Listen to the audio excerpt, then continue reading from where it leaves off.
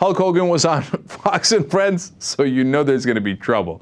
Now, he used to be an Obama supporter, apparently not anymore.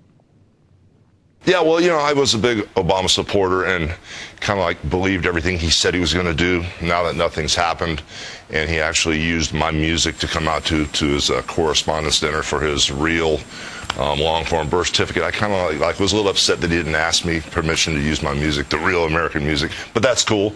But the change of heart is I should be president. Know nothing about politics. I think a flat tax across the board would straighten everything out, and at the end of the day, I'd make decisions on what's right or wrong and not who I have a political allegiance to. All right, so that is both totally unrepresentative and a little representative at the same time of the mood of America. It's unrepresentative in that Hulk Hogan, first of all, is a total idiot, but second of all, is upset that his music was used and he didn't get paid.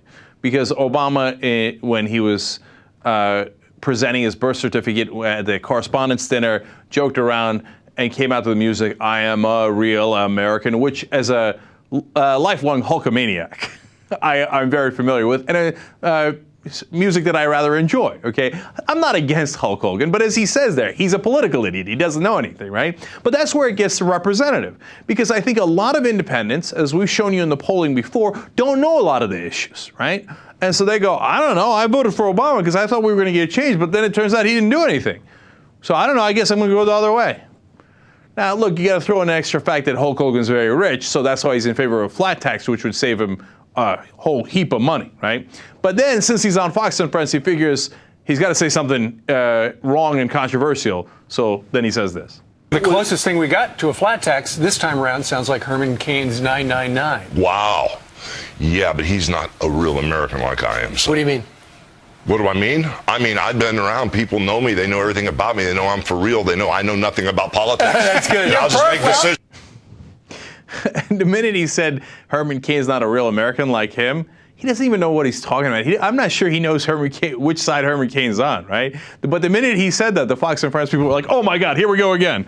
Come on, come on. They're like, "Don't say anything. Don't say, please, I'm begging you." He's like, "What? Yeah, I mean, he's referring to the song, 'I Am a Real American.' He's trying to peddle something, but he doesn't know what he's doing." He's like, all he knows is he's against all black politicians.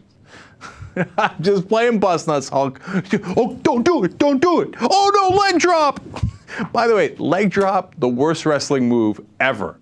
And they gave it to the guy who's, I mean, maybe he came up with it. That's like the top wrestler of all time. Leg drop? That's the best you got? You don't fly off the top rope. You don't do a suplex. You don't do a pile driver. You drop a leg on someone? Come on. That's not a real American move.